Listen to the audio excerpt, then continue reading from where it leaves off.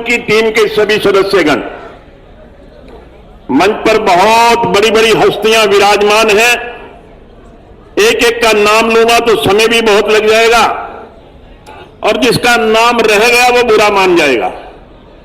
इसलिए मंच पर विराजमान सभी गणमान्य अतिथिगण और मेरे सामने बैठी हजारों हजारों की भीड़ जो आज संत रामपाल जी को नमन करने आई है, मैं भी आप सबको बहुत बहुत नमन करता हूं। बंदी छोड़ गुरु रामपाल जी भगवान जी की जय हो। आपने देखा पीछे एक बहुत भारी प्राकृतिक आपदा, न केवल हांसी में, न केवल हरियाणा में, बल्कि अगर हम पंजाब का जिक्र करते हैं और भी कई प्रदेशों में इतनी भारी आपदा आई। सरकार ने भी इस प्राकृतिक आपदा से निपटने के लिए कोई कोर कसर नहीं छोड़ी। मगर जब प्राकृतिक की आपदा होती है, प्रकृति जब आपदा लेकर के आती है, तो अकेले सरकार की बस की बात नहीं होती। कई संस्थाओं को आकर के उस आपदा से निपटने के लिए अपना हाथ बटाना पड़ता है। उनमें से अगर मैं जिक्र करूं, सबसे पहले और ज्यादा जोर शोर से अगर उस प्रकृति को आपदा को निपटने के लिए अगर कोई संस्था हमारे बीच में आई, जिसको हमने अपनी आंखों से देखा, वो संत रामपाल जी की फौज आई और उन्होंने ट्रैक्टर, ट्रैलियां, ट्रक सब मिलकर के पाइप हो, मोटर हो, सब ला करके खेतों में पानी निकालने का काम किया। ऐसे संत को मैं बार बार नमन करता हूं।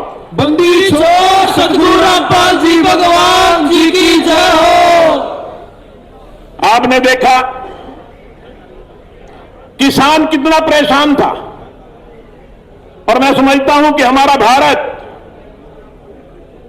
जो भारतीय इकोनॉमिक की रीढ़ की हड्डी है किसान, अगर भारत की अर्थव्यवस्था की बात करता हूं तो भारत की अर्थव्यवस्था की रीढ़ की हड्डी किसान है। अगर किसान परेशान है तो पूरा देश परेशान है।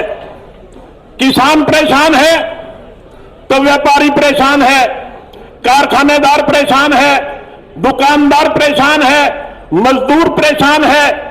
यानी कि हर वर्ग किसान की परेशानी के साथ हर वर्ग परेशान है। और उस परेशानी को खत्म करने का काम जहां सरकार ने किया, वहां संत रामपाल जी ने भी, उनकी पूरे अनुयायियों ने मिलकर के आकर के किसानों की समस्या का समाधान करने का प्रयास किया।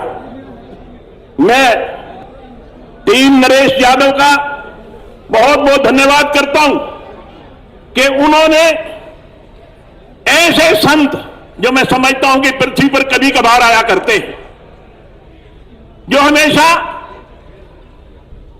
मानव जाति के कल्याण की बात करते हैं और जो हमेशा मानव जाति के कल्याण का रास्ता दिखाते हैं और दूसरों को यही समझाते हैं, आम आदमी के लिए प्रेरणा के स्रोत हुआ करते हैं।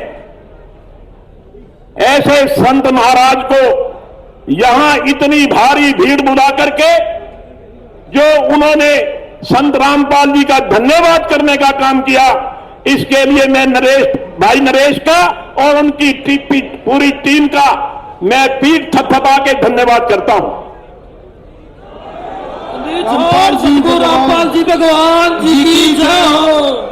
मैं समझता हूं कि आज इतनी भारी भीड़ जो आई है, निश्चित तौर पे ये हमारे लिए तो बहुत बड़ी बात है ही।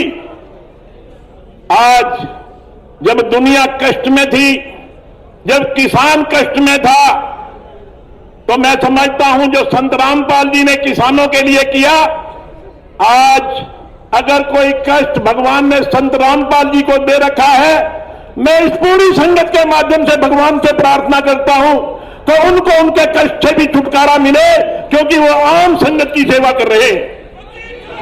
सदगुरु रामपाल जी भगवान जी की जय हो। मैं ज्यादा कुछ ना कहता हुआ हांसी हलके का विधायक होने के नाते नरेश जी ने पूरी बातें बड़ी डिटेल में बताई और उन्हें जिला बनाने का भी जिक्र किया। जिला बनाना हमारा एक संकल्प था। मैं माननीय मुख्यमंत्री नायब सिंह सैनी जी का धन्यवाद करता हूं, जिन्होंने हांसी को, हांसी की मजबूरी को, हांसी के मान सम्मान को समझा और हांसी को जिला बना करके हांसी का गौरव, हांसी का मान सम्मान दिलवाने का एक काम किया। मैं आज इस मंच के माध्यम से पूरे हांसी हलका की तरफ से, पूरे हांसी जिला की तरफ से नायब सिंह सैनी जी का भी बहुत बहुत धन्यवाद करता हूं। आज मैं सबको मुबारकबाद देता हूं कि आज हांसी की ऐतिहासिक धरती पर आज हम इतनी श्रद्धा से संत रामपाल जी का धन्यवाद कर रहे हैं। और मैं भगवान से एक बार फिर प्रार्थना करता हूं कि कोई कष्ट संत रामपाल जी को है, उस कष्ट से छुटकारा मिले और वो हमारे बीच में आकर के हम सबको आशीर्वाद दें और हम उनके आशीर्वाद से आगे बढ़े। यही मेरी भगवान के चरणों में प्रार्थना है। एक बार फिर मेरे साथ जोर से जयकारा लगाएंगे, सत साहेब